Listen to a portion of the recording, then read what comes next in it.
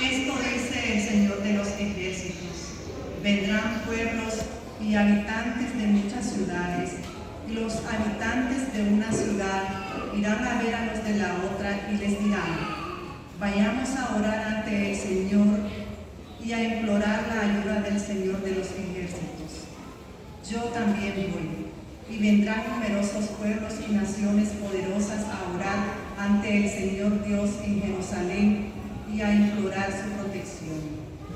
Esto dice el Señor de los ejércitos: en aquellos días 10 hombres de cada lengua extranjera tomarán por el borde del manto a un judío y le dirán: queremos ir contigo, pues hemos oído decir que Dios está con ustedes.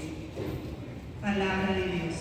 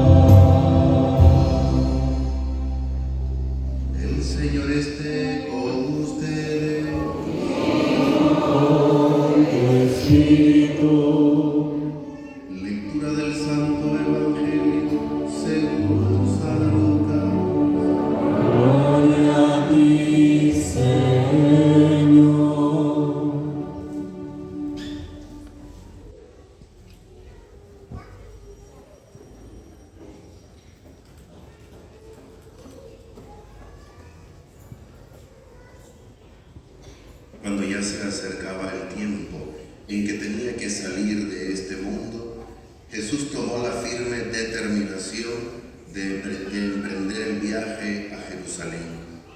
Envió mensajeros por delante y ellos fueron a una aldea de Samaria para conseguirle alojamiento. Pero los samaritanos no quisieron recibirlo, porque supieron que iba a Jerusalén. Ante esta negativa, sus discípulos, Santiago y Juan, le dijeron: Señor, ¿quieres que hagamos bajar fuego del cielo para que acabe con ellos? Pero Jesús se volvió hacia ellos y los reprendió. Después se fueron a otra aldea. Palabra del Señor. Gloria a ti, Señor Jesús. Tendrán una de Santa. Como por laicos, que bien sabemos, conformamos esa iglesia de Cristo que peregrina en este mundo y que de igual manera pues estamos llamados a sabernos hermanos. Es la estructura de nuestra iglesia. Yo pensaba, ahora en la tarde, ¿qué les digo en la homilía, verdad? ¿Qué comparto con ellos en la homilía? Luego de 6 años, luego de haber compartido, ¿no?, todo este tiempo, pues yo pensaba, ¿qué les digo? ¿Qué comparto con ellos? Pero pensaba y decidía, ¿no?, la estructura de la iglesia, lo más precioso que tenemos, ¿no? Y esta iglesia que Cristo nos ha regalado, una iglesia que está cimentada en la roca firme que es Cristo nuestro Señor, una iglesia que tiene como fundamento a Jesucristo. No podríamos nosotros hacer ninguna otra reflexión si no es en torno a Jesucristo nuestro Señor. Sería algo vano, ¿no? Sería algo sin sentido. Por eso, el reflexionar sobre la iglesia es reflexionar sobre nosotros mismos, como les decía, ¿no?, en el ofrecimiento también de la Eucaristía. La iglesia, como bien sabemos y lo meditamos tantas veces, no es tanto la pared, no es tanto la estructura, no es tanto lo arquitectónico, sino que la iglesia somos nosotros. Somos nosotros, aún con las fisuras, aún con los defectos, aún con las caídas que muchas veces tal vez nosotros mismos podemos propiciar para nuestro Señor Jesucristo camino al Calvario. Hoy en día en la iglesia, pues sí somos parte de esta iglesia.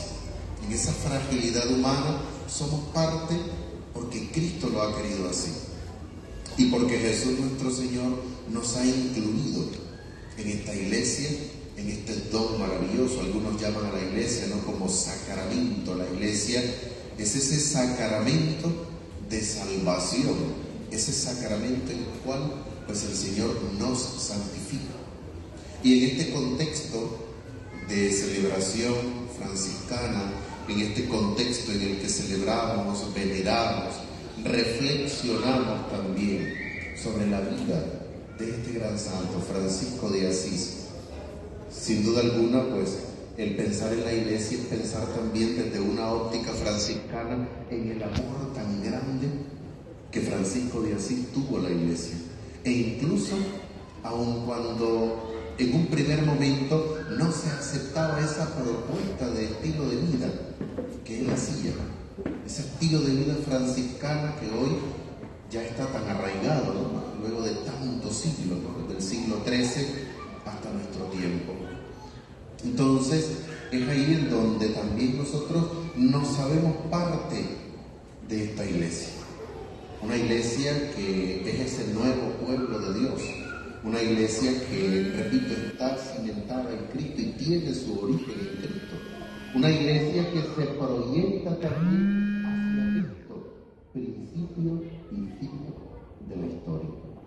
Y también en este caminar eclesial que llevamos como hermanos, en este caminar de gozo, de alegría, de fe que llevamos, que nos hace hermanos desde la fe, pues también está la invitación que el Señor nos hace siempre en el Evangelio.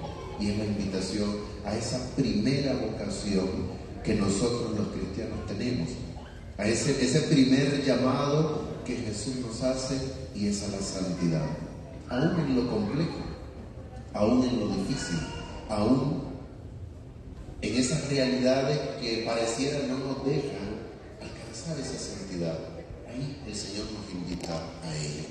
Y junto con estas palabras de meditación sobre la iglesia, de la cual somos parte, pues también a ello anexo ese sentido, ¿no?, de gratitud, ¿no? Sin duda alguna, mi sentido de gratitud a todos ustedes, ¿no?, a toda esta estructura parroquial que de hace tantos y tantos años pues viene peregrinando, ¿no?, aquí en la ciudad de Camaguapo, y que de igual manera pues en estos 6 años he sido parte, ¿no?, de su fe, de la manera en cómo viven su fe. Es lo que algunos grupos, algunas comunidades incluso que me invitaban durante todo este mes y días que ya sabía que me iba, ¿no? Que me voy, que me invitaba a compartir un poco. Y era lo que siempre les dije a la mayoría, ¿no? Si me dijeran y me tocara definir, ¿no?, al cristiano católico camapense,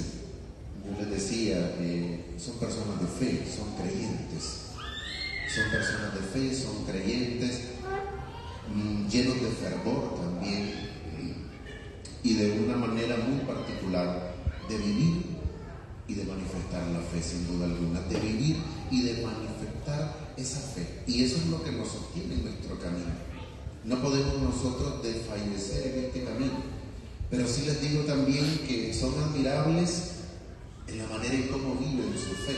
Son admirables, y es de aplaudir la forma en cómo aman la iglesia, la manera en cómo se entregan a la iglesia en el camino pastoral o en el trabajo pastoral, la manera en cómo también tratan de vivir la fe ahí en la iglesia doméstica, en la familia, transmitiéndola a las nuevas generaciones, es decir, a los niños. Pero sí, no olvidar nunca que nuestra fe debe estar siempre en un proceso de purificación. Nuestra fe siempre se tiene que pulir. Sí tenemos fe, sí manifestamos, vivimos nuestra fe de una manera muy particular, pero siempre la fe tiene que ser acrisolada, tiene que ser purificada. ¿Qué quiero decir con esto? También hay mucho que purificar en nosotros. También hay mucho que purificar en nuestra fe, en nuestra religiosidad, en la manera en cómo vivimos toda nuestra vida de fe. De manera muy particular, pues todos tenemos que darnos a esa tarea de cuidar nuestra fe, de purificar nuestra fe. Que podamos también nosotros ser celosos de nuestra fe. Esto es importante porque muchas veces, pues, nos da igual y no guardamos ese celo por nuestra iglesia cristiano-católica, por nuestra iglesia que nos recibe desde pequeños con el sacramento del bautismo, por la iglesia en donde el Señor también me santifica a través de los sacramentos. Entonces ahí es donde nosotros debemos valorar este regalo, este sacramento, como bien lo llaman algunos teólogos, llaman a la iglesia, como les decía, este sacramento de salvación. Valorar la iglesia, amar nuestra iglesia, y por tanto que eso nos lleve a amarnos unos a otros, que es lo que muchas veces nos puede costar tanto en nuestras comunidades cristianas, en nuestras comunidades parroquiales, la vivencia de la caridad, la vivencia del amor, el amarnos unos a otros y el ser conscientes de ese amor tan grande de Dios. Han sido 6 años que he compartido con ustedes, exactamente ya ahorita en octubre, ¿no?